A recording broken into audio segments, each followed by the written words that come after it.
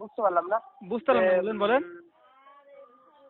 আমি তো মানে কি বলবো, ইসলামীয় ভাষা তো মানে কিছু কিছু জাস্ট পড়ে যাচ্ছি, মানে সব ভাষার মানে ওইটা ভাষাটা তো একটু ইসলামীয়, মানে ভাষাটা বাংলাই, মানে কিছু কিছু হ্যাঁ ইসলামিক টার্ম আছে কিছু, হ্যাঁ ইসলামিক টার্ম গুলো, মানে সেই সেন্টেন্স গুলো আমি বুঝতে পারছি না, মানে কি বিষয়ের উপরে বলতে চাইছে, বুঝতে পেরেছো? আচ্ছা আচ্ছা, মানে কোন, যেরকম ধরো, হ্যাঁ বলেন। মানে প্রথম দিকে আমি বলছি, আমি 27-28 কথা পর্যন্ত পড়েছিলাম। তোমার প্রথম দিকে হলো একটু পরে মানে এক জায়গায় বলা হয়েছে যে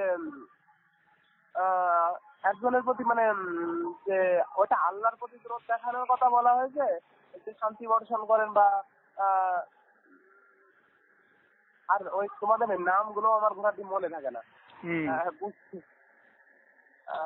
মানে আমি তোমাকে বইটা নিয়ে দেখালে বুঝাতে পারবো, মানে কার প্রতি দরদ দেখানোর কথা বলা হয়েছে, সেই দরদটা কি ঈশ্বরের প্রতি, মানে মানে সেইটা বলা হচ্ছে, সেটা লিখে রাখছে বা করে রাখছে, বিষয়টাই তো মাথার মধ্যে বুঝাতে আসছে না আমার।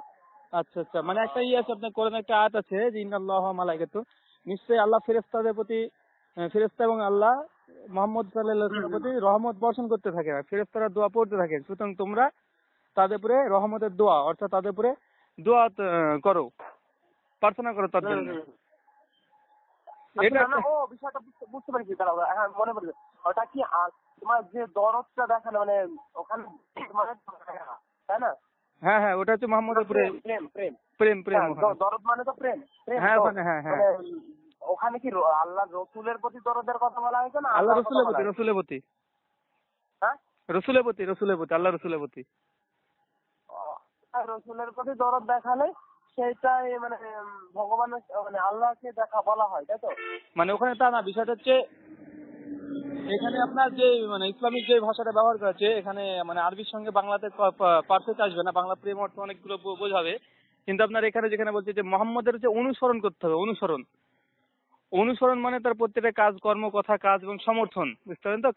কথা কাজ এবং সমর্থন, মানে মোহাম্মদ সাল্লাল্লাহু আলাইহি ওয়াসাল্লাম যে কাজটা করেছেন, যেটা নির্দেশ দিয়েছেন, আর যেটাতে সম্মতি জানিয়েছেন, এই তিনটে করতে বলছে। যেমন আমাদের ইসলামিক একটা নিয়ম আছে, কোন ব্যক্তি যদি নিজের জানের চাইতে, নিজের স্ত্রীর চাইতে, নিজের কন্যার চাইতে, নিজের পরিবারের চাইতে মোহাম্মদ সাল্লাল্লাহু আলাইহি ওয়াসাল্লামকে অধিক ভালো না বাস করে, সে প্রকৃতপক্ষে মুমিন না, অর্থাৎ সে মুসলিম না প্রকৃতপক্ষে। এখানে মোহাম্মদ সাল্লাল্লাহু আলাইহি তোমার হযরত মুহাম্মদকে বলা হয়েছে শুধু, নাকি না না, প্রত্যেকটা নবীর উপরে ঈমান রাখতে হবে, ঈমান অর্থ বিশ্বাস, প্রত্যেকটা নবীর প্রতি বিশ্বাস রাখতে হবে। আচ্ছা, এখানে নবীর পরে ভাই তোমার তো ব্যালেন্স করবে, বলেন বলেন। কথা বলে ভালো। এখানে মানে নবীজিদের প্রতি মানে শ্রদ্ধা রাখতে, প্রেম রাখতে বলছে, তাই তো? প্রত্যেকটা নবীর উপরে, মানে এখানে নবীর প্রতি প্রেম রাখার উদ্দেশ্যটা কি? যেমন আপনাকে বলি যে ভারতবর্ষের এখনকার বর্তমান প্রধানমন্ত্রী হচ্ছে নরেন্দ্র মোদী, ঠিক আছে? এখন তার পিরিয়ড বা তার সময় চলছে, তার কিছুদিন আগে ছিল মনমোহন সিং, তার আগে ছিল অটল বিহারী বাজপেয়ী। এবার আমরা সমস্ত ভারতবর্ষের যতজন প্রধানমন্ত্রী ছিল তাদের সবাইকে সম্মান করে, ভালোবাসি, শ্রদ্ধা করি, কিন্তু এখন যেহেতু চলছে নরেন্দ্র মোদীর সময়কাল, তার জন্য তাকে অনুসরণ করি। তদ্রূপ একই ভাবে মোহাম্মদের পূর্বে যতজন নবী এসেছে তাদেরকে সম্মান করি, ভালোবাসি, শ্রদ্ধা করি, কিন্তু অনুসরণ করি এখন মোহাম্মদের, কারণ মোহাম্মদ এখন হচ্ছে তার এখন পিরিয়ড, তার সময়। এখন মোহাম্মদের সময়, তাই তো? হ্যাঁ, এখন মোহাম্মদের পিরিয়ড চলছে। বুঝতে পেরেছি। আচ্ছা, যেখানে বলা হয় যে মানে তুমি যখন মৃত্যুর পরে মানে কি যেন ভাষায় ওটা, যে যখন জিজ্ঞাসা কোনো এক নবীজিকে ইশারা করে যে এনাকে তুমি চেনো কি চেনো না, এনাকে কি জানতেন, বা যারা ভালো ছিল তারাও না বলবেন যে তিনি ছিলেন ভগবানের মানে ঈশ্বরের বান্দার বান্দা ছিলেন, ওখানে কি নবীজিকে বলা হচ্ছে? আচ্ছা, এখানে মৃত্যুর পরে তিনটে প্রশ্ন করাবে কবরে, ঠিক আছে? মান রব্বুকা, তোমার প্রভুকে, তোমার ঈশ্বরকে, ঠিক আছে? একটা প্রশ্ন। এবার যে যে ঈশ্বরের উপাসনা করেছে সে তার নামে কিয়ামতের দিন সে কবরে বলবে। কেউ যদি দুর্গা করে দুর্গা, কেউ বলছে কালী করে কালী, কেউ কৃষ্ণ করলে কৃষ্ণ, আর যে আল্লাহর করেছে সে আল্লাহ, ঠিক আছে? এক। দুই নম্বর প্রশ্ন, দিনুকা, তোমার ধর্ম কি ছিল? তো যার যা হবে সে সেটাই বলবে, আমরা মুসলিম আল ইসলাম। আর তোমার আর নাবিকে, তোমার নাবিকে, তখন আপনার উত্তর তখন হচ্ছে মোহাম্মদ সাল্লাল্লাহু আলাইহি ওয়াসাল্লাম, তার নাম বলতে হবে, কারণ আমরা এখন তার পিরিয়ড সময়তে চলছি। যে আপনার ঈশার সময় ছিল সেই ঈশার নাম করবে। বিষয়গুলো না, মানে বিষয়গুলো হিন্দু ধর্মের থেকে বিষয়টা বুঝতে ওখানে যে নাম ফাম আছে, ধরুন তো নবীন বললে বা কিয়ামত বললে, আমিন বললে, আমি এই শব্দগুলোর যথার্থ মানে বুঝতে পারছি না। হ্যাঁ মানে কিভাবে দাঁড়াবে, মানে ওই রসটাই তো আমি অনুভব বুঝতে পারি না। আচ্ছা আচ্ছা, মানে ওটাই হচ্ছে মূল, মানে কিছু কিছু অ্যারাবিক ল্যাঙ্গুয়েজ থাকবে, বুঝতেই হবে ওগুলো। মানে যেমন সংস্কৃততে যেমন ধরেন বাংলা গীতা হলে কিন্তু অনেকগুলো ভাষা আছে যেগুলো সাধারণ মানুষের পক্ষে বোঝা সম্ভব না, ওটাতে হিন্দু টার্মে ব্যবহার করা হয়েছে, তেমনি ইসলামিক বইগুলোতে ইসলামিক টার্মে ব্যবহার করা হয়। না, এটা কোনো ব্যাপার নয়, মানে এটা যদি আমি বিষয়গুলো অনুভব করতে পারি তারপরে পড়লেই তো মোটামুটি একটু বোঝা যায়। হুম। এমনি হালকা আমি তো আজ প্রথম পড়ছি, মানে আমি জীবনে কোনোদিন ইসলামীয় কোনো পড়ি, জাস্ট এমনি অনুভব করেছি। বা আমি আগে ইসে শুনতাম, আপনার রেডিওতে শুনতাম। আচ্ছা হেরাত জ্যোতি নামে একটা হতো, ওটা ওটা শুনতাম। বা ওরা তো ডিরেক্ট তোমার করতো, শিক্ষা করতো।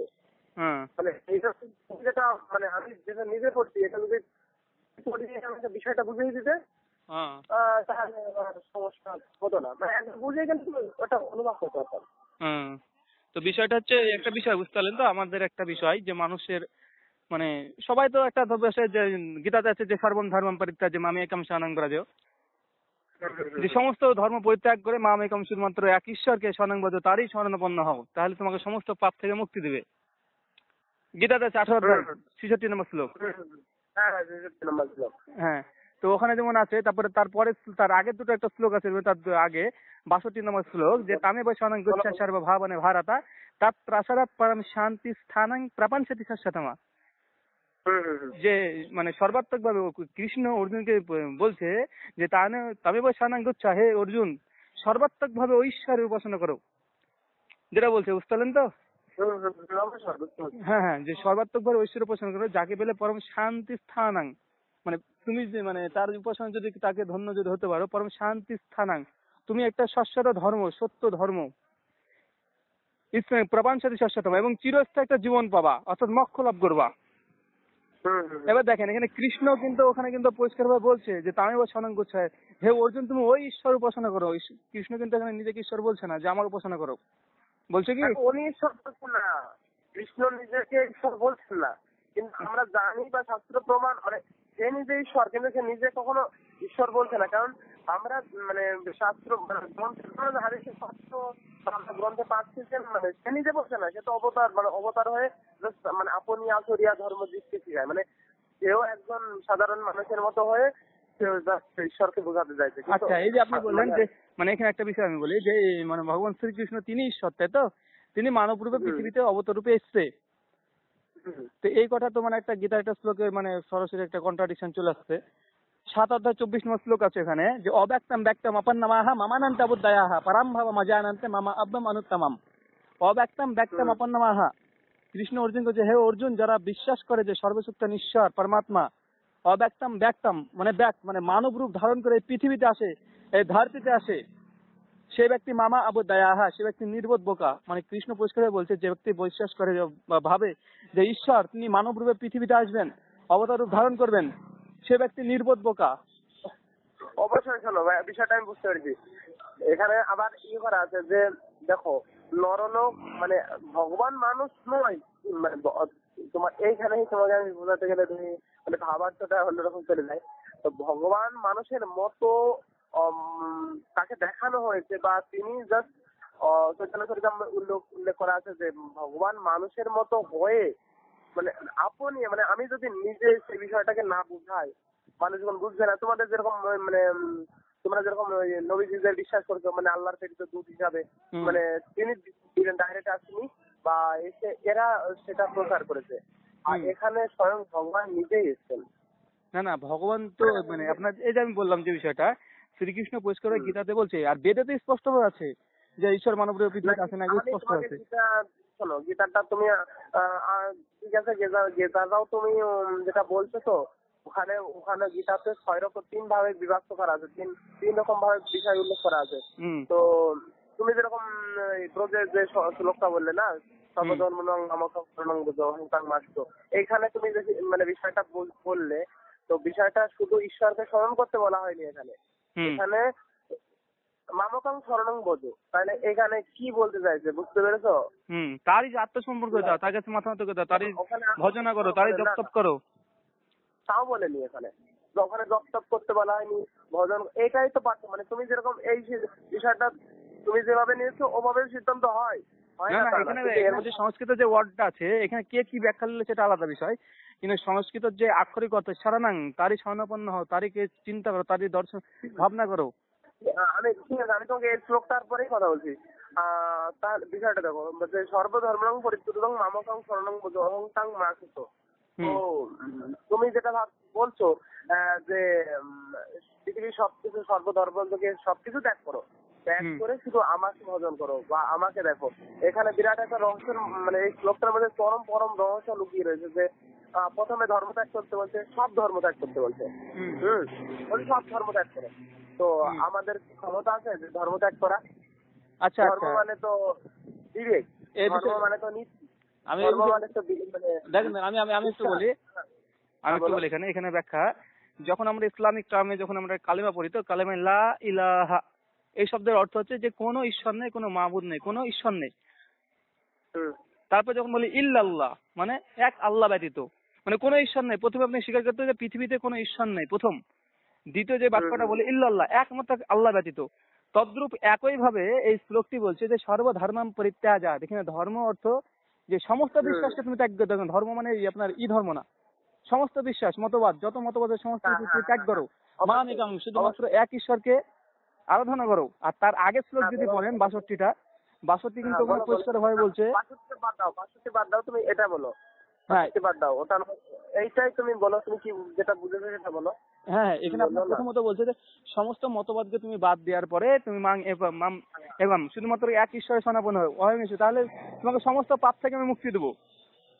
এখানে কৃষ্ণ পরিষ্কার একটা হ্যাঁ ব্রজ আছে তো।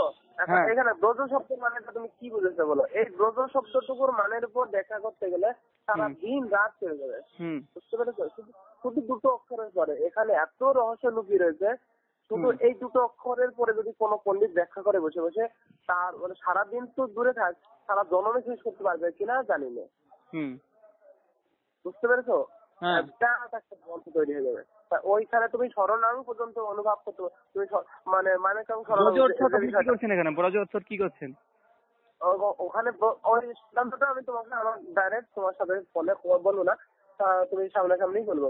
তো এইখানে যে ব্রজ শব্দটুকু উল্লেখ করা আছে, আমি তুমি এর আগে যে যতগুলো বিষয় বললে সব ঠিক, সব যে ঈশ্বর মানে ঈশ্বর মানে ঈশ্বর একজন, অদ্বিতীয়, একজনই তিনি, সবকিছু সর্ববিশ্বাসকে ত্যাগ করে শুধু তার উপাসনা করো, সমস্ত বিষয় ঠিক। কিন্তু এখানে যে দুটো শব্দ রয়েছে, শুধু বয়রাফল্লা বর্গেজা, এই দুটো শব্দের উপর ব্যাখ্যা করতে গেলে সারা দিন রাত। না, এর একটা আক্ষরিক অর্থ তো একটা আছে। আক্ষরিক অর্থটা কি, মানে একটা অর্থ আছে, তারপরে ব্যাখ্যা করলে তো সেটা পরের বিষয়।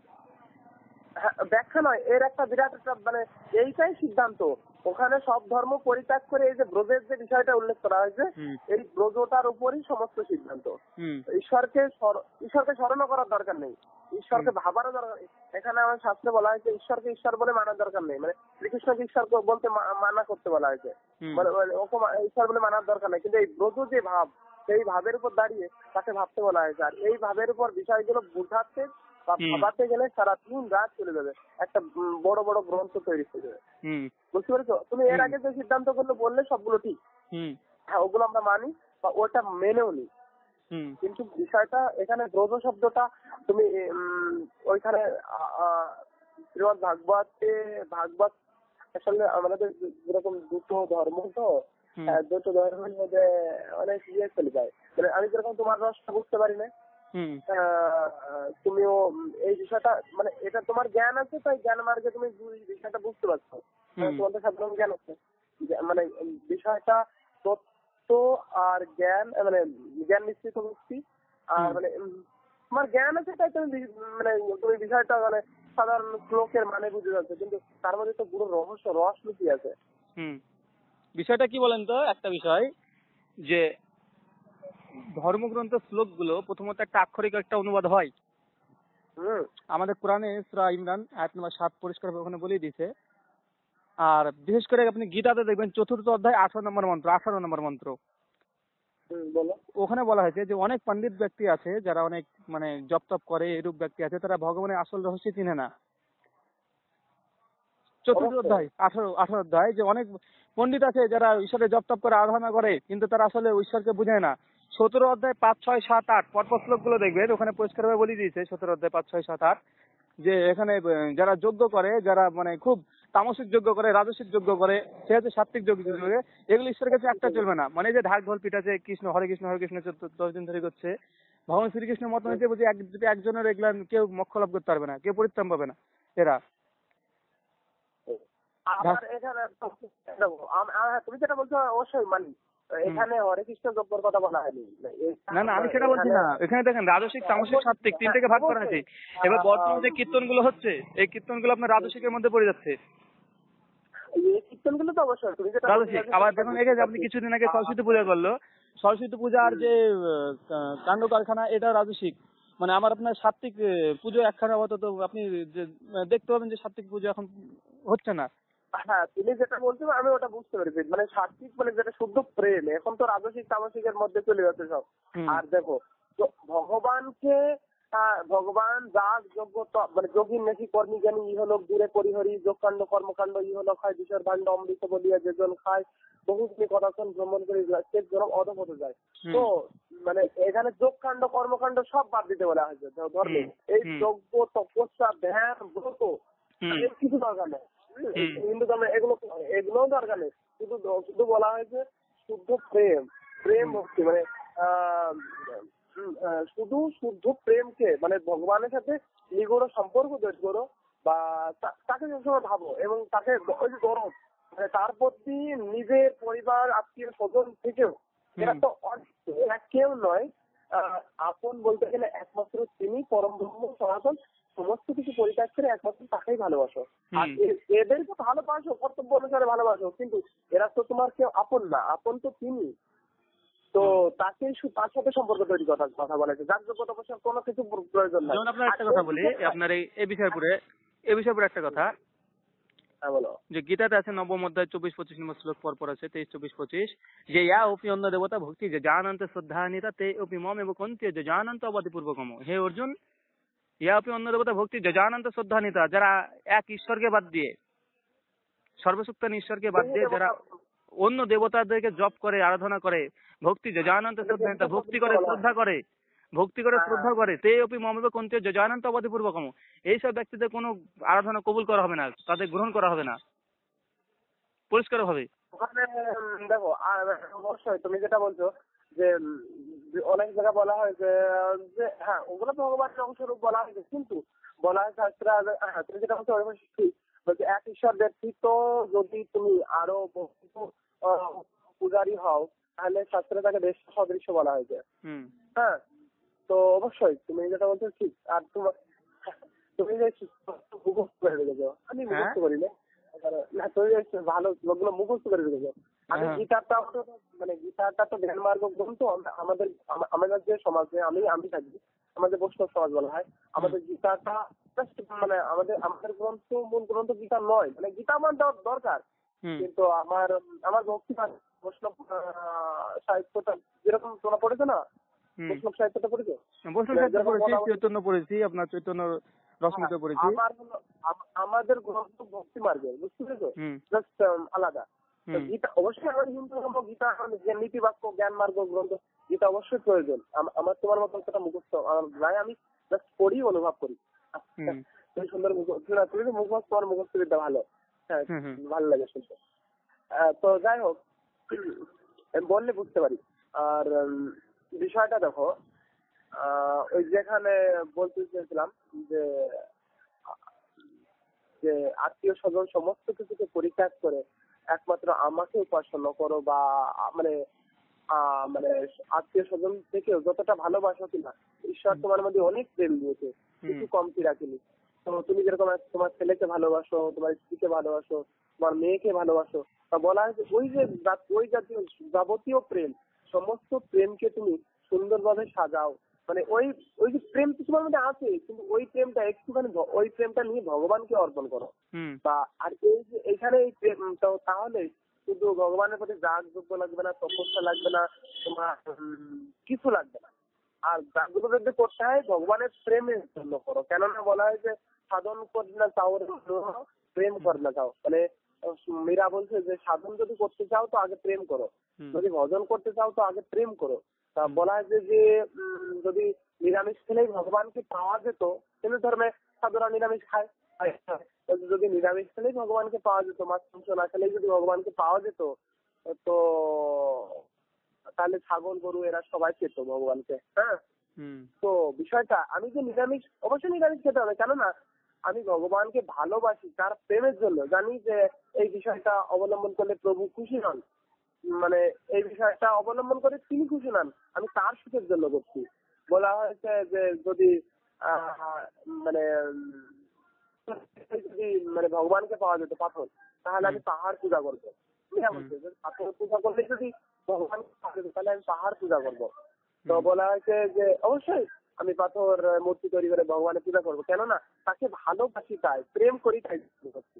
বলা হয়েছে যদি স্ত্রী ছড়ছে, মানে কোনদিন যদি নারী সহবাস না করে ভগবানকে পাওয়া যেত, বা নারী মানে আমার অনেক বিভিন্ন আছে সংকর নিষেধ হবে, তা বলা হয়েছে যদি স্ত্রী ছড়কে যদি ছেড়ে দিয়ে যদি ভগবানকে পাওয়া যেত, তাহলে তো যারা মানে খোঁজা বলা হয় এটাকে যেন বলে ভাষাটা বলে গেলাম, কি একটা নাম বলে, যাই হোক।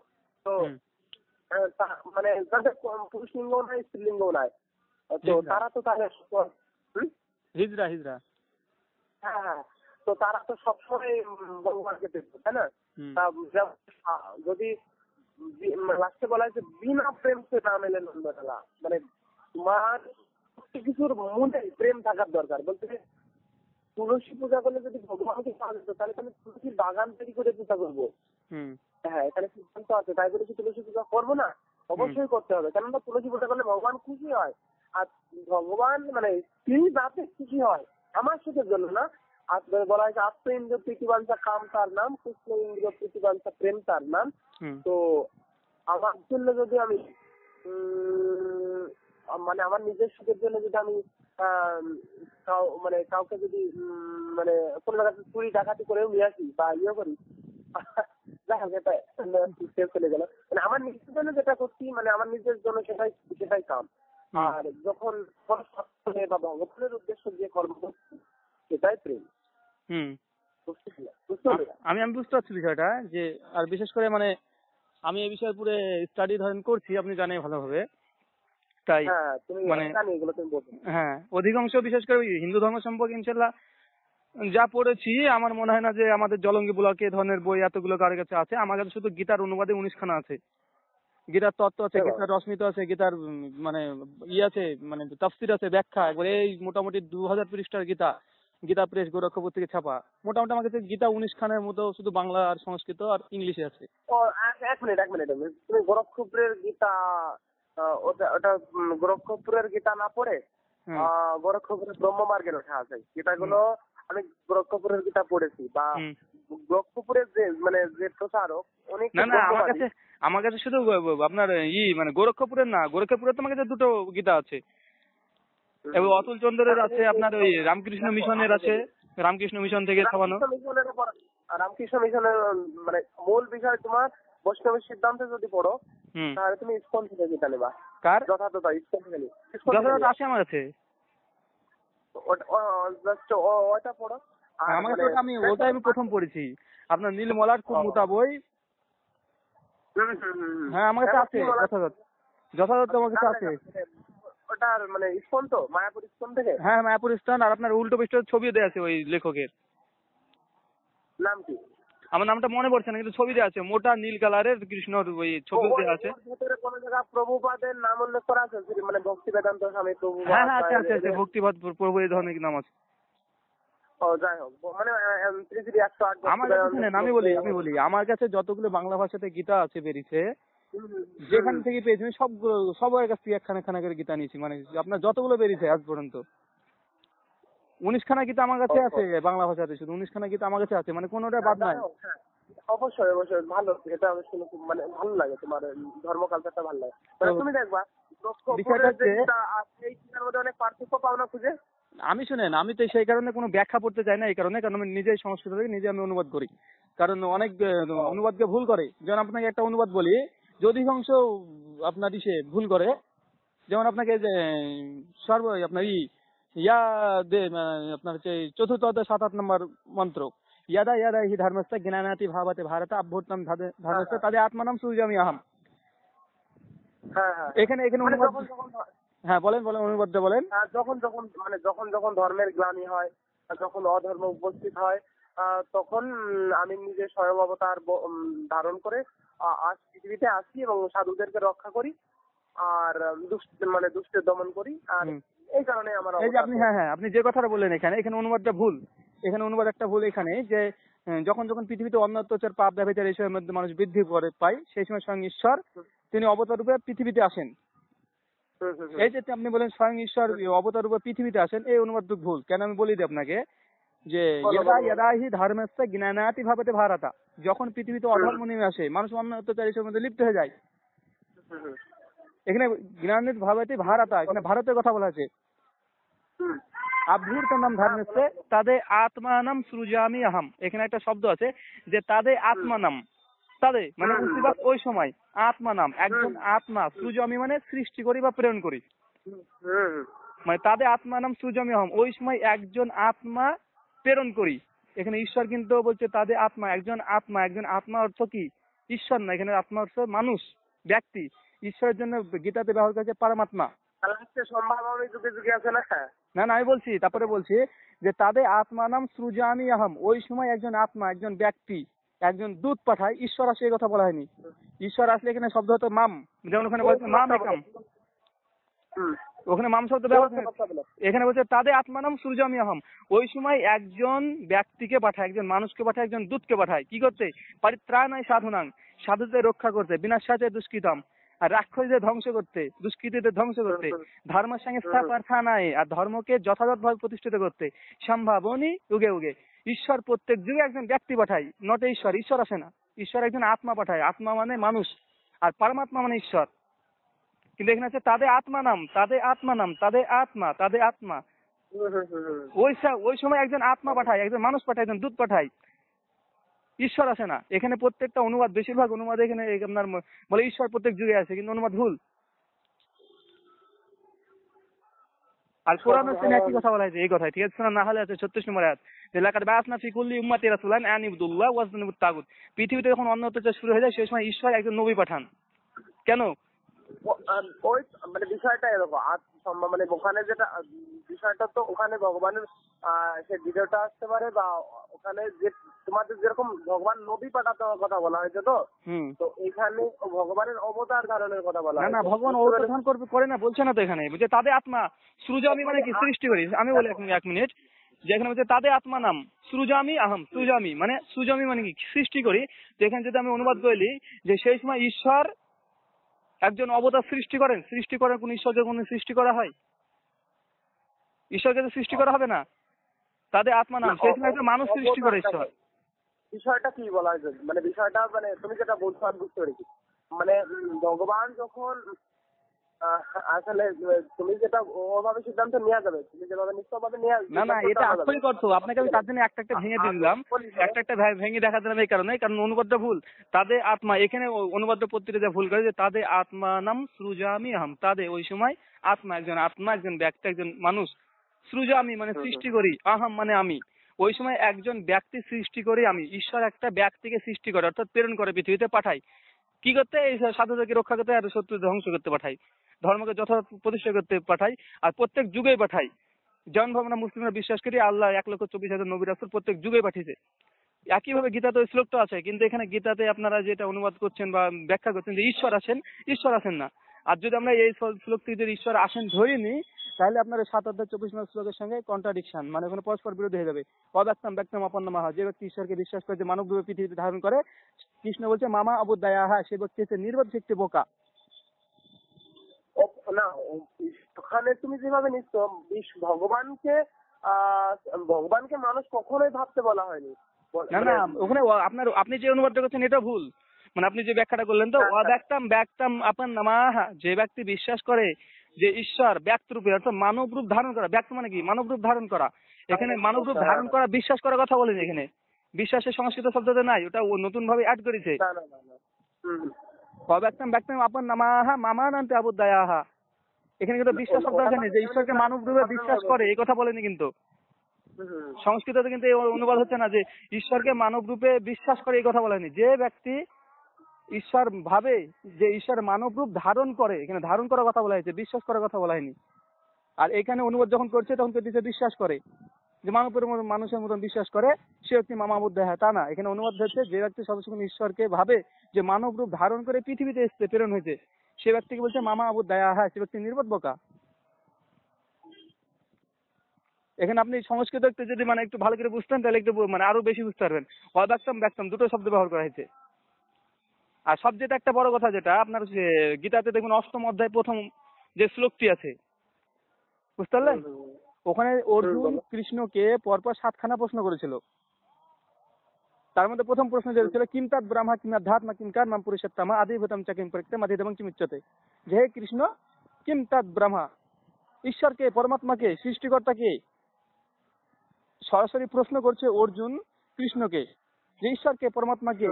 এদিকে দীর্ঘ 7টা অধ্যায় কৃষ্ণ বিভিন্ন ভাবে অর্জুনকে বলেছে, তারপরে অর্জুন বুঝতে পারেনি যে ঈশ্বরকে, এত কিছু ঠিক আছে, ঈশ্বরকে পরমাত্মাকে যখন প্রশ্ন করলো কৃষ্ণ উত্তর কি দিচ্ছে, 8ম অধ্যায় 3 নম্বর মন্ত্র, ওখানে বলছে অক্ষরম ব্রহ্ম পরমম স্বভাব আধ্যাত্ম মুচ্যতে ভূত ভাব বিসর্গে কর্ম সংগীতঃ। অক্ষরম ব্রহ্ম পরমম, ঈশ্বর যিনি সৃষ্টিকর্তা, ব্রহ্মা সৃষ্টিকর্তা, পরমম তিনি তো উপরে আছেন, তিনি তো বলছেন না আমি এরকম আমি তোমার সামনে আমি ঈশ্বর, এই কথা বলেনি। গীতা থেকে অনেকগুলো শ্লোক থেকে প্রমাণ করা যায় যে শ্রীকৃষ্ণ নিজেকে ঈশ্বর বলেনি, তিনি অন্য ঈশ্বরের কথা বলেছেন। যেমন 17 অধ্যায় 4 আছে, কোন গ্রন্থে মানে ওই বিষয়টা তো মানে কোন জায়গায় শ্রীকৃষ্ণ কোন চৈতন্য চরিতামৃত সাক্ষাৎ স্বয়ং মহাপ্রভু তিনিও কোন জায়গা বলছেন না, তিনিও বলছেন না যে আমি না না আমি সেই কারণে বলছি, আমি আপনাকে আরেকটা শ্লোক দিলে আপনি বুঝতে পারবেন বেশ ভালোভাবে।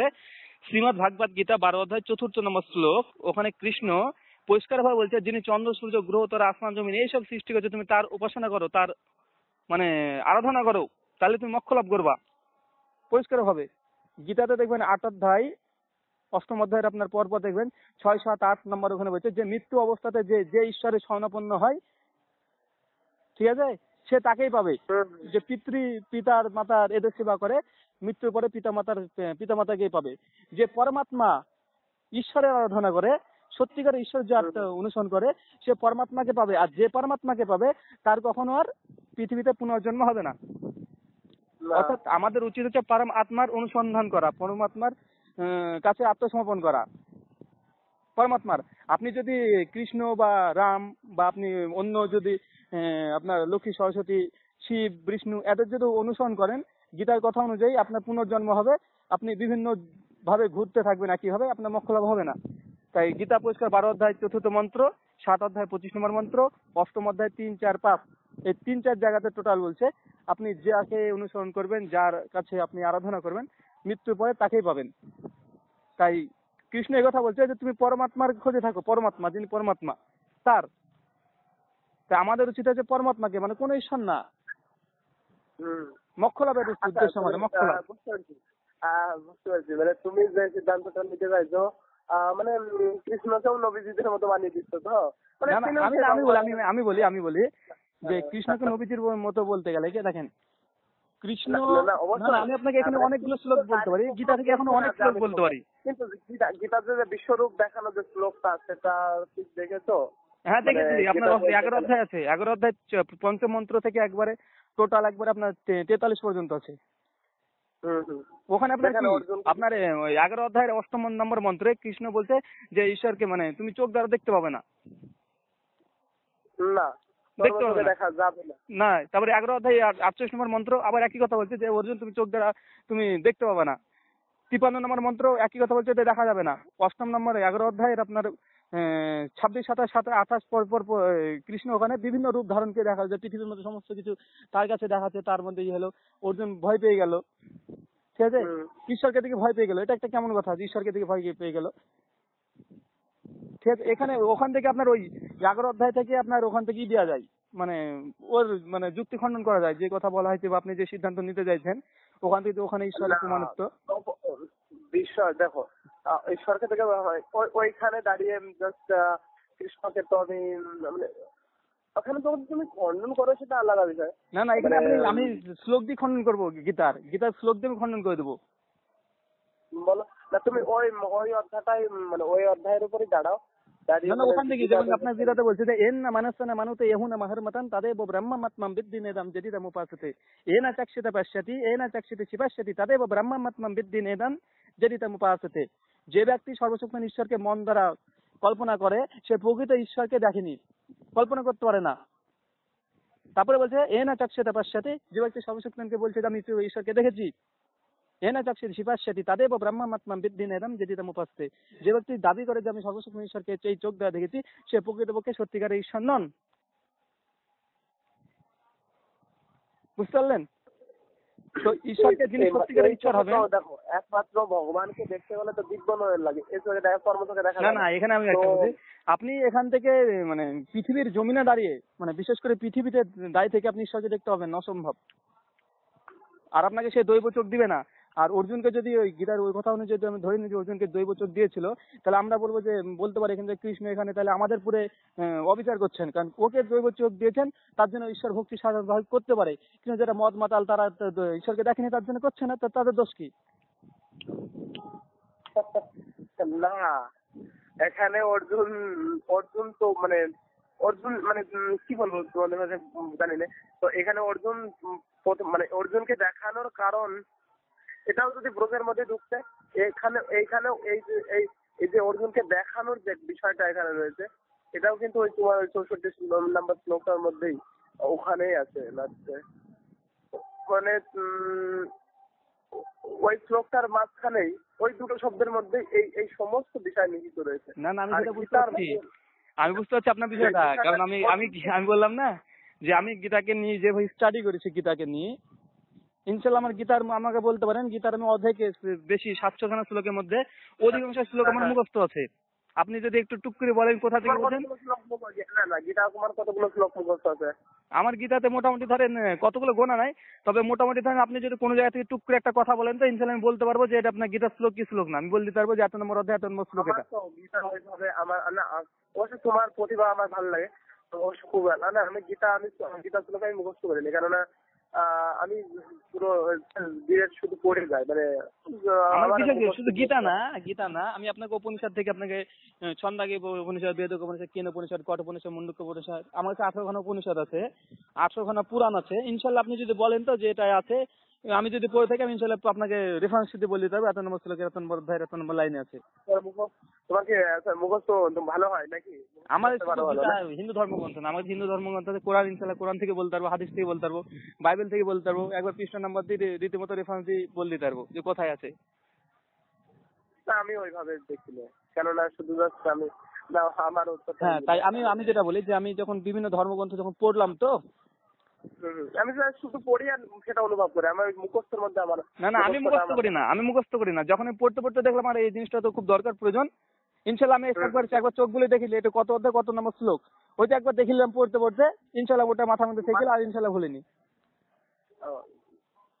আমার তো মানে তোমার শুধু পড়াশোনা, আমি ধরো গান বাজনা নিয়ে থাকতাম তো এটা আমার শুধু পড়াশোনা না ভাই, আমার পড়াশোনা আছে, স্কুলে পড়াশোনা আছে, বাড়ির কাজকর্ম আছে, আমি আরো ব্যস্ততার মধ্যে আমি তো এর আগে গ্রন্থ পড়ারও সময় পেতাম না, কারণ জগতের মধ্যে বেশি সময় দিতে হতো। দেখেন ভাই, আমি একটা যেটা বলি যে আমি মোটামুটি যা পড়লাম ইনশাল্লাহ আমি কোরআন হাদিস মানে ইসলামিক ধর্মগ্রন্থ, হিন্দু ধর্মগ্রন্থ প্লাস খ্রিস্টান ধর্মগ্রন্থ, তো সর্বপ্রথমে যে কথাটা আমার সামগ্রিকভাবে যে সিদ্ধান্ত উপনীত হয়েছি সামগ্রিকভাবে সেটা সর্বশক্তিমান ঈশ্বর প্রথমত একজোড়া মানুষ তৈরি করেছিলেন, যাকে আমরা বলছি আদম আর হাওয়া, খ্রিস্টানরা বলছে অ্যাডাম আর ইভ, আর হিন্দুরা বলছে আপনার শতরূপা আর মুনু। ঠিক আছে, এই যে এখানে তিনটে প্রথম সৃষ্টি করা, হ্যাঁ ঈশ্বর প্রথম শতরূপা মনুকে বলা হয়েছে মানব জাতির মধ্যে প্রথম শতরূপা মনু। হ্যাঁ, কারণ এখানে আমরা পুরাণ যদি দেখি, ভবিষ্য পুরাণ পরিষ্কার আছে, 25 পর্ব 3 খণ্ড 3 অধ্যায় 4, পরিষ্কার বলছে যে আদম না হাওয়া না রূপবতী সৃজামি বিষ্ণু, মানে প্রথম বলেছে যে সর্বশ্রেষ্ঠ বিষ্ণু, তিনি আদম আর হাওয়াকে, আদম না হাওয়া না রূপাবতী, আদম আর হাওয়াকে একে তৈরি করলেন কি থেকে? মৃত্তিকা থেকে, মাটি থেকে, পোড়া মাটি থেকে। এখানে একই কথা বলছে, পবিত্র কোরআনে একই কথা বলছে, ইয়া আইয়ুহা নাসু, হে মানুষ সকল, তোমাকে সৃষ্টি করা হয়েছে একজোড়া নারী এবং একজোড়া পুরুষ থেকে, আদম আর হাওয়া। বাইবেল বুক অফ জেনেসিস 3 অধ্যায় 16 অনুচ্ছেদ একই কথা বলছে যে প্রথম মানুষ তৈরি হচ্ছে আদম আর হাওয়াকে। এবার আমাদের প্রশ্ন এখানে যে পৃথিবীতে যদি একজোড়া মানুষ আর পাঠানো হয় আদম আর হাওয়াকে, তো ঈশ্বর ধর্ম কিন্তু একটাই পাঠিয়েছিলেন। এবার সেই ধর্মটা কি, মানে এটাই মানে কি আদম মানে কি? আদম আর হাওয়া মানে কি? আদম মানে সে একটা ব্যক্তির নাম, আদম একটা ব্যক্তির নাম, হাওয়া একজন ব্যক্তির নাম। আপনার যেমন যেমন চিত্তনন্দন আপনার নাম, তেমন যেমন আমরা কি যেমন হিন্দিতে কথা বলি এই আদমি কে কেসে হে, আদমি মানে কি, মানে এই মানুষটা কেমন রে, এরকম। মানে আদম থেকে আদমি মানে এই শব্দটা ব্যবহার করা হয়, আদম। ও আদম মানে কোন একটা ব্যক্তির নাম, তাই তো? হ্যাঁ, তার জন্য এখন মানুষকে বলে আদম বলে না, আদমি। হিন্দিতে বলে এই আদমি কেসে হতুম। ওই আদম যেহেতু প্রথম মানুষ, তার জন্য মানুষকে অপরিচিত মানুষকে আদমি কেসে হো বলা হয়। বাংলায় যেরকম বলছি মানুষ, হিন্দিতে মানুষ বলা হয় যে মানুষ, মনুষ্যকুল। তো এইখানে বিষয় যেটা বুঝতে পারলেন ঠাকুরমশাই, যে এখানে যে ঈশ্বর প্রথমে একজোড়া আদম আর হাওয়াকে পৃথিবীতে পাঠান, তাই তো? শতরূপা মনু যাই বলেন বা আদম ইব যাই বলেন, সেই একই নাম একই ভাবে বলা হয়েছে। কারণ আদম হাওয়া এই শব্দটা ব্যবহার করা হচ্ছে হিন্দু ধর্ম তো অনেক জায়গাতে, বেদে অনেকবার ব্যবহার করেছে, পুরাণে অনেকবার ব্যবহার করেছে যে আদম আর হাওয়া হচ্ছে প্রথম বিষ্ণু তৈরি করলো তাদেরকে মৃত্তিকা থেকে। কোরআন একই কথা বলছে, বাইবেল একই কথা বলছে। এবার আমার প্রশ্ন এখানে যেটা, যে তাহলে ঈশ্বর কিন্তু ধর্ম একটাই পাঠিয়েছিল, সে ধর্ম কি ধর্ম হতে পারে? হিন্দু হতে পারে, ইসলাম হতে পারে, মুসলিম হতে পারে, খ্রিস্টান, বৌদ্ধইজম, জৈনইজম, শিখিজম, পারসিইজম, আরো ধর্ম আছে। এবার আমাদের যে সত্য, যে কৃষ্ণ 12 অধ্যায় 4 শ্লোকে যেমন বললো যে সত্য ঈশ্বরকে খুঁজতে হবে, জ্ঞানীরা খুঁজবে, অন্য কেউ খুঁজবে না, জ্ঞানীরা খুঁজবে যে সত্যিকার ঈশ্বর কে। আমি তোমাকে শোনো, আমি জাস্ট তোমাকে 18টা শ্লোক, আমি আমার তো মুখস্থ নাই, আমি তোমাকে পড়ে, হ্যাঁ, দেখে তোমাকে 18টা শ্লোক লিখে আমি তোমাকে অনলাইনে আমি শ্লোক তোমার কাছে, মানে কোন কোন গ্রন্থে আছে সেই 18টা শ্লোক আমি তোমাকে আচ্ছা জানি না মানে যেখানে সাক্ষাৎ স্বয়ং ঈশ্বর কৃষ্ণকে বলা হয়েছে, আমি এগুলো মানে দেখে আমি তোমাকে বিষয়টা মানে স্বয়ং ঈশ্বর কাকে বলা হয়েছে বুঝতে পারলাম না। হ্যাঁ, স্বয়ং ঈশ্বর কাকে বলা হয়েছে হিন্দু ধর্মে ডাইরেক্ট, মানে একদম ডাইরেক্ট কাকে বলা হয়েছে আমি তোমাকে দেখেন, আমি একটা কথা বলি যে হিন্দু ধর্মগ্রন্থ আপনি যখন বেদ পড়বেন, তো বেদে ঘুরে ফিরে একটি কথা বলা হতো, এখানে কৃষ্ণ তত্ত্ব নাই। না বেদে কৃষ্ণ তত্ত্ব আছে। আমি একটা কথা বলি, বেদে কৃষ্ণ তত্ত্ব নাই এই কারণে, দেখবেন শ্রীমদ ভাগবত গীতা 10ম অধ্যায় 31, 32, 33 পরপর শ্লোকে বলছে, কৃষ্ণ বলছে যে আমি যজুর্বেদ, ঋগ্বেদ মানে সমস্ত চতুর্বেদ আমি জানি। এবার দেখেন, কৃষ্ণ কিন্তু বেদের কথা উল্লেখ করেছে গীতাতেই, তাই বেদকে কোনোভাবে ছেড়ে দেওয়া যাবে না। না শোনো, এখানে মানে এখানে যে ইয়েটা বেদে কৃষ্ণ তত্ত্ব আছে, কিন্তু বেদে আরেকটা বিষয় যে বেদে, মানে আমি যেটা বলছি যে হিন্দু ধর্মের সিদ্ধান্ত নেওয়া খুবই কঠিন, কারণ যখন আপনি বেদ পড়বেন, যেমন আর্য সমাজ যারা আছে, আর্য সমাজ, তারা কিন্তু গীতা মিতা এইসব কিছু বিশ্বাস করে না। আর্য সমাজ যারা আছে তারা গীতা মিতাতে কিছু বিশ্বাস করে না, পুরাণ মুরাণ এইসব বৈবত্য পুরাণ এইসব কিছু বিশ্বাস করে না, শুধু বেদে বিশ্বাস করে। যেমন স্বামী দয়ানন্দ সরস্বতী ছিলেন। আমি দেখো, আমি জানি ধর্ম প্রচন্ড জটিল একটা ধর্ম, হ্যাঁ, তো মানে এর কোনো শেষও নাই, আর এর সিদ্ধান্ত বহু রকম আছে। আচ্ছা, দেখেন আমি একটা কথা বলি, যে আপনি বললেন যে আপনার হিন্দু ধর্ম অনেকগুলো জটিলতা আছে, এর মানে সিদ্ধান্ত শেষ নেই। আর পবিত্র কোরআন এমন ভাবে কথা বলছে যে ঈশ্বর ধর্ম যেটাকে পাঠিয়েছে সে হচ্ছে সোজা সরল, নিষ্কলুষ, নির্ভেজাল, বলতে বিল বাইয়াতি না অজবুর, হচ্ছে সুস্পষ্ট পথ।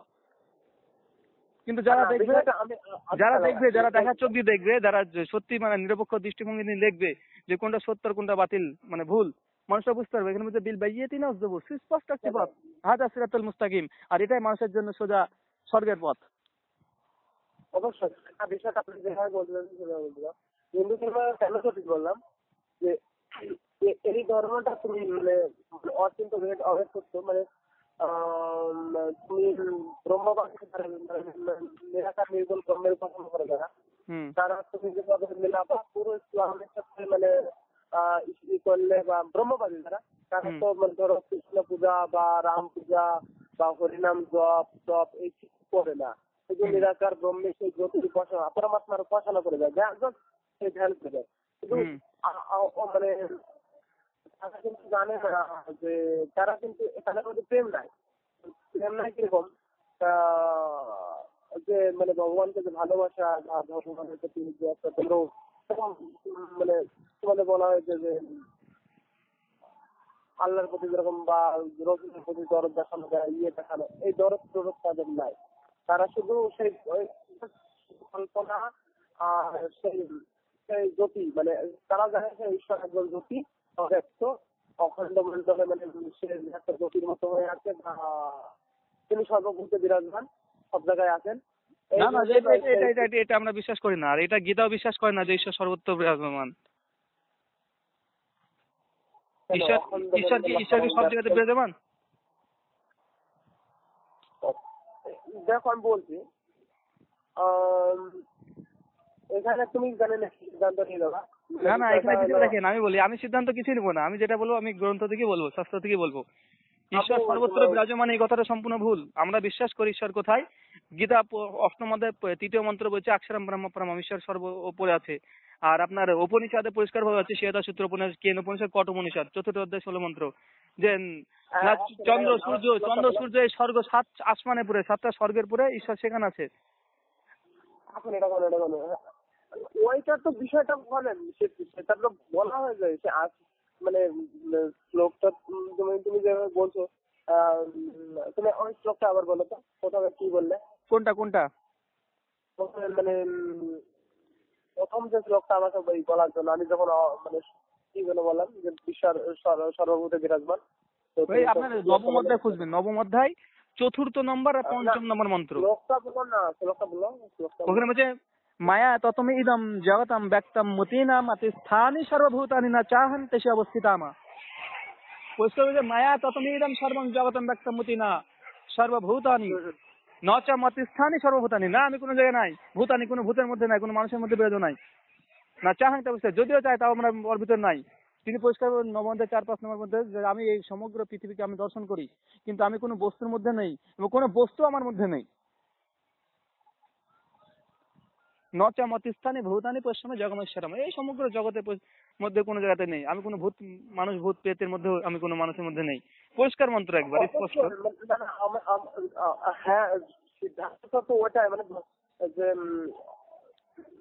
তুমি যেটা বলতে চাইছো যে আমার ওই বিষয়টা মানে ভগবানকে তিনি যেরকম মানে আমরা বিষয়টা কি বলা হয় যে ভগবান আমরা অল টোটাল বিশ্বকে ঈশ্বর বলা হয়। মানে আমি কেন বলতে চাইছি, তুমি যেটা বলছো ঈশ্বর উপরে আছে বা এরকম তো দেখেন, আমি বলি এখানে সিদ্ধান্তটা কোরআনের সিদ্ধান্ত এবং মানে গীতার সিদ্ধান্ত যেটা আমি দিই।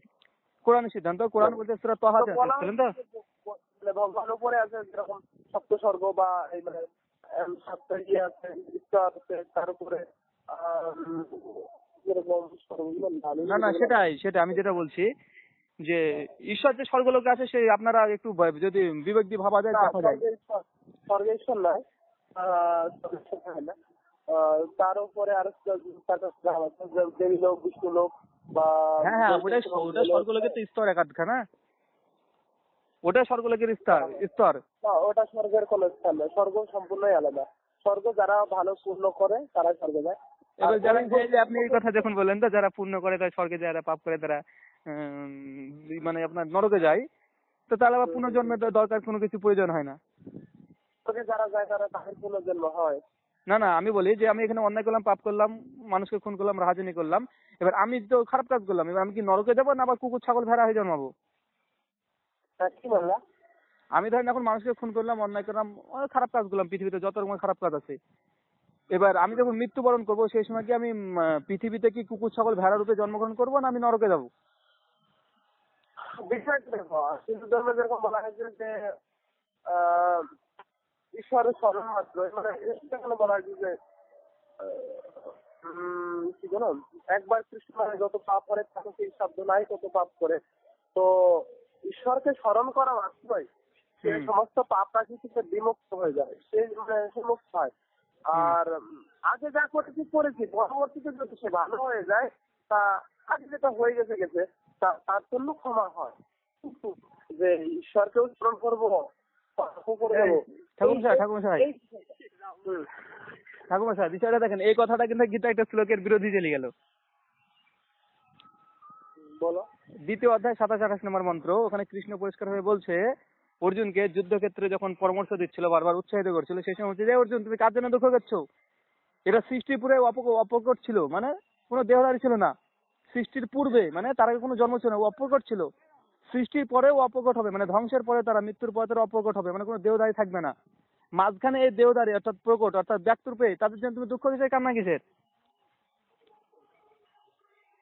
এক এবং 9ম অধ্যায় 7-8 নম্বর মন্ত্র, এখানে কিন্তু পরিষ্কার ভাবে বলে দিয়েছে যে মানে আপনার মানে মৃত্যু হওয়ার পরে কোনো পুনর্জন্ম নাই।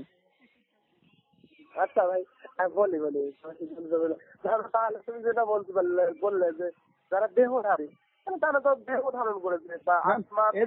ব্যাখ্যাটা এখানে সুন্দর ব্যাখ্যা, যে আমি রাহুল কিন্তু ছিলাম না আগে, কোনো শরীর আমার ছিল না। মৃত্যুর পরে আমার কোনো শরীর আর থাকবে না, তখন শুধু আত্মায় থাকবে। হ্যাঁ, কিন্তু এই যে আপনার একটা যে সিদ্ধান্ত একটা আসছেন যে রাহুল মৃত্যুর পরে যদি অন্যায় করে, পাপ করে, ব্যভিচার করে, কুকুর ছাগল ভেড়া হবে, তার মানে পরিষ্কার কৃষ্ণ বলছে না কোনো রকম কিছু হবে না। আর আপনার 9ম অধ্যায় 7-8 নম্বর মন্ত্র হচ্ছে কাল্পাক্ষে পুনঃস্থানি কাল্পোদবি সৃজামি আহম, সমগ্র পৃথিবীকে যখন ধ্বংস করে দেবো, কাল্পাক্ষে পুনঃস্থানি, তাকে নতুন করে আবার সৃষ্টি করে, পুনর্জন্ম বলা হয়নি, পুনঃস্থানি কাল্পোদবি সৃজামি আহম, সৃজামি মানে আবার নতুন ভাবে সৃষ্টি করবো। কিন্তু ঈশ্বর কিন্তু এখানে পুনর্জন্মের কথা বলছে না, যে ঈশ্বর আবার আমাদেরকে নতুন ভাবে পুনর্জন্ম গরু ছাগল ভেড়াকে পাঠাবে, এসব না। কাল্পাক্ষে পুনঃস্থানি কাল্পোদবি সৃজামি আহম, আবার নতুন করে সমস্ত কিছুকে তৈরি করবো, পুনঃস্থানি তৈরি করবো, সৃজামি আহম সৃষ্টি করবো। কিন্তু এখানে পুনর্জন্মটা কিন্তু এখানে মানে গীতা থেকে প্রমাণিত না যে আপনার মানুষের মৃত্যু পরে আসে। কিন্তু মৃত্যু পরে যে জন্ম, স্বর্গ নরকের কথা গীতা তো অনেক জায়গায় আছে। 13 অধ্যায় আছে, 13 অধ্যায়ের 11 আছে, 13 অধ্যায়ের 11 নম্বর শ্লোক, 22 নম্বর শ্লোক, 32 নম্বর শ্লোক, 42 নম্বর শ্লোক, অনেক জায়গাতে আছে যে স্বর্গ নরক। তাই আমি বলছি যে মানে ধর্মগ্রন্থ মানুষ পড়ছে, আর এই কারণে গীতার 4th অধ্যায় 8 নম্বর শ্লোকে পরিষ্কার ভাবে বলে দিয়েছে যে অনেক পণ্ডিত আছে তারা ঈশ্বরের উপাসনা করবে, কিন্তু তারা আসল তত্ত্ব বুঝবে না।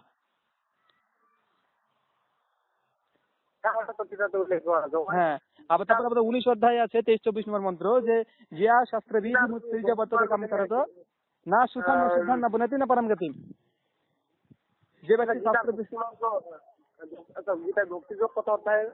12 অধ্যায় না? ভক্তিযোগ 12 অধ্যায় তো? হ্যাঁ, ভক্তিযোগ। ভক্তিযোগের পর থেকে প্রথম শ্লোকটা বলো। কত আমার শ্লোক মনে নেই, বাংলা মনে আছে। প্রথম শ্লোকটা বলো। ভক্তিযোগের আপনার বলতে গেলে আপনার 11 অধ্যায়, যে মানে শুধুমাত্র শ্রীকৃষ্ণের মানে শ্রীকৃষ্ণ তা মানে বিভিন্ন রূপ দর্শন করলেন, দেখলেন। আর আপনার ভক্তিযোগে তো অর্জুন ওগুলো বলছে, তার ভক্তি কথা বলছে, ওগুলো তো কৃষ্ণ কথা না। তাই ভক্তিযোগ মানে ভক্তিযোগটা মানে এটা গীতা কথা না, এটা হচ্ছে অর্জুনের কথা, এটা কৃষ্ণের কথা না। মানে কৃষ্ণ যখন তার রূপ দর্শন করালেন, সেই সময় আপনার হচ্ছে আপনার অর্জুন তার প্রশংসা করছে বিভিন্ন ভাবে, যে আপনি হচ্ছে সমুদ্রের মধ্যে আপনি হচ্ছে সবচেয়ে বড় কুমির, আপনি বনের মধ্যে জঙ্গলের মধ্যে আপনি সবচেয়ে এইভাবে বলতে থাকছেন পুরো শ্লোকটা। এখানে সবগুলো অর্জুনের কথা, এটা কৃষ্ণের কথা না। তাই এখানে মানে আপনার এটা মানে গ্রহণযোগ্য কতটা হবে আপনি বুঝতে হবে নিজেকে। যেটা তো অর্জুন বলেছে, অর্জুন তো অনেক কিছু বলেছে। আমি বলেছি আমি যুদ্ধ করবো না, যুদ্ধ করা অন্যায় পাপ, আমি কিভাবে ভাইদের সঙ্গে যুদ্ধ করবো। কিন্তু এইখান থেকে তো মানে গীতার কথা, এটা তো অর্জুনকে মানে অর্জুন বাংলা বলছি না, আমার তোমার মতো মুখস্থ করিনি গীতা,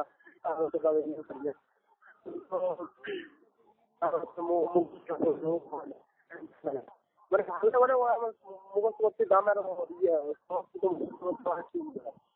তো যেখানে বলা হয়েছে যে মানে যারা মানে নিরাকার ব্রহ্মের উপাসনা করে আর যারা সাকার ব্রহ্মের উপাসনা করে, এই দুই গ্রুপের মধ্যে কে শ্রেষ্ঠ? কে শ্রেষ্ঠ? হ্যাঁ, তাহলে এখানে নিরাকার বলতে তুমি কি বুঝেছো আর সাকার বলতে তুমি কি বুঝেছো? দেখেন, আমি একটা প্রথমে বলি যে স্পষ্ট ভাবে দেখেন যে নিরাকার বা সাকার, ঈশ্বর কি নিরাকার হয়? ঈশ্বর নিরাকার হবেন কেন? না, ঈশ্বর নিরাকার না, ঈশ্বর সাকার। আমরা কিন্তু ঈশ্বর, আমরা মুসলিমরা কিন্তু ঈশ্বরকে নিরাকারে বিশ্বাস করি না। হ্যাঁ, আমরা মুসলিম, আমরা ঈশ্বরকে দেখেন, আমি বলি যে এখানে একটা ভুল ধারণা আছে যে আমরা ঈশ্বরের কোনো প্রতিমূর্তি তৈরি করি না বলে যে আপনারা অনেক হিন্দুরা ভাবে যে মুসলিমরা নিরাকার ঈশ্বরের উপাসনা করে। আমরা নিরাকারের উপাসনা করি, এটা ঠিক কথা না। ঈশ্বর নিরাকার না। পবিত্র কোরআনে অসংখ্য আয়াত আছে যেগুলো উদ্ধৃতি আছে, যেখানে আল্লাহর চোখের কথা বলা হয়েছে, হাতের কথা বলা হয়েছে, তার সিংহাসনের কথা বলা হয়েছে, তার পায়ের কথা বলা হয়েছে, সমস্ত কিছু আছে। তবে আমরা কি করি, পবিত্র কোরআন সূরা নাহাল 74 নম্বর আয়াতে বলছে, আল্লাহ সুবহানাহু ওয়া তাআলা বলছে যে ফালা তাদরিবু লিল্লাহি আমসাল, তোমরা আমার কোনো প্রতিমূর্তি তৈরি করো না, কোনো প্রতিমূর্তি, কোনো মূর্তি তোমরা উপাসনা করো না। একই ভাবে বাইবেলে বলছে, বুক অফ এক্সোডাস 20 অধ্যায় 5 থেকে 7 অনুচ্ছেদ, ওখানে বলছে যে তোমরা এমন কোনো ঈশ্বরের প্রতিমূর্তি তৈরি করো না যেটা হচ্ছে স্বর্গে, যেটা হচ্ছে মর্তে এবং যেটা আছে পানির তলে। এরকম যদি তোমরা কিছু প্রতিমূর্তি তৈরি করো, তাদের কাছে যে আত্মসমর্পণ করো, তাদের যে আরাধনা করো, তাহলে আমি ঈশ্বর, আমি তোমাদের প্রভু, আমি খুব ঈর্ষাপরায়ণ, তোমাদের পরিণাম নরক। একই কথা বেদে আছে, যজুর্বেদ 32 অধ্যায় 3 নম্বর মন্ত্র, আপনার 76 উপনিষদ 4 অধ্যায় 19 নম্বর মন্ত্র, নাতাস্তে পাতিমা আসতি এসা নামা মাহাজ্জা সাহাব আন্ধাতমাম প্রবিশান্তি আসম ভূতিম উপাস্তে তত হইবে ততম উৎসাং ভূতম নম্রতা। যে যারা ঈশ্বরকে বাদ দিয়ে অন্য অন্য মূর্তি তৈরি করে, প্রবিশান্তি আন্ধাত্মা, তারা অন্ধকারে প্রবেশ করছে। যারা আসম্মতির উপাসনা করে, মানে প্রকৃতি বস্তুর উপাসনা করে হাতের তৈরি, তত ভুইবে ততম উৎসাং ভূতম নম্রতা। আর তারা আরো অন্ধকারে প্রবেশ করে যারা প্রকৃতির উপাসনা করে। অর্থাৎ প্রকৃতি বলতে এই মাটি তৈরি জিনিস, ছবি, আপনার পাথর, এইসবের যারা উপাসনা করে তারা অন্ধকারে প্রবেশ করে। অন্ধকার বলতে এখানে নরক বলা হয়েছে, তম। কত নম্বর ছিল ওটা ভাই? এটা হচ্ছে যজুর্বেদ 32 অধ্যায় 3 নম্বর, 76 উপনিষদ 4 অধ্যায় 19 নম্বর। পরিষ্কার ভাবে বলা হয়েছে। এবার বেদে বলছে, গীতাতে বলছে, কোরআন বলছে যে ঈশ্বরের একটা আকার আছে, ঈশ্বর নিরাকার না, ঈশ্বরের আকার আছে। কিন্তু ঈশ্বরের কোনো আকার তৈরি করে যদি উপাসনা করা হয় তাদের পরিণাম নরক। পবিত্র কোরআন বলছে, বেদ বলছে এবং হিন্দু ধর্মগ্রন্থ একই কথা বলছে। আমি বুদ্ধ ধর্ম থেকে বলতে পারি, বুদ্ধ ধর্ম একই কথা বলা হয়েছে। গসপেল অফ বুদ্ধা, মানে গসপেল অফ বুদ্ধা 22 অধ্যায় 1 অনুচ্ছেদ, ওখানে ধর্মগ্রন্থ কি? বুদ্ধতে গসপেল অফ বুদ্ধা বলে একটা বই আছে, গসপেল অফ বুদ্ধা। কি বই? Buddha, gospel of Buddha, English version.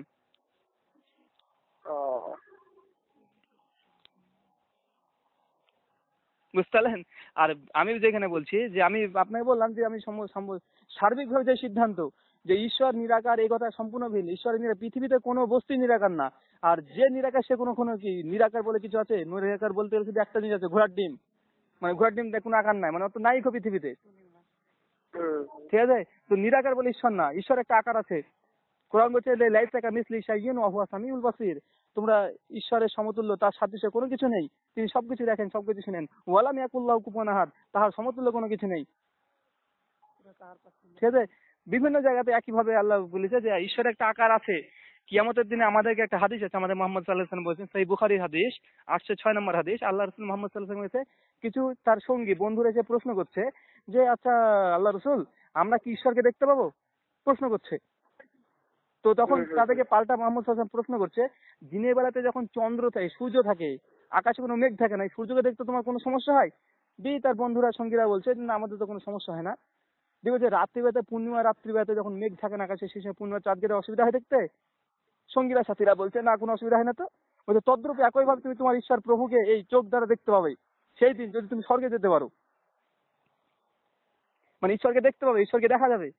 সূরা কিয়ামত আছে 23-24 নম্বর আয়াত, যে ঈশ্বরকে আপনি কিয়ামতের দিনে, মানে রোজ কিয়ামতের দিনে, মহাপ্রলয়ের দিনে, যেদিন পুনরুত্থান করা হবে, স্বর্গে যদি যেতে পারেন, তাহলে সর্বশক্তিমান ঈশ্বর তিনি আপনাকে দেখা দিবে। আর এটাই হচ্ছে সবচেয়ে স্বর্গের শ্রেষ্ঠতম আকর্ষণ, যে ঈশ্বর আপনার সামনে চলে আসেন। সেই দিন আপনাকে যে প্রশ্ন করবে ঈশ্বর যে আচ্ছা তুমি বান্দা, তুমি আমার দাস, তুমি কি চাও?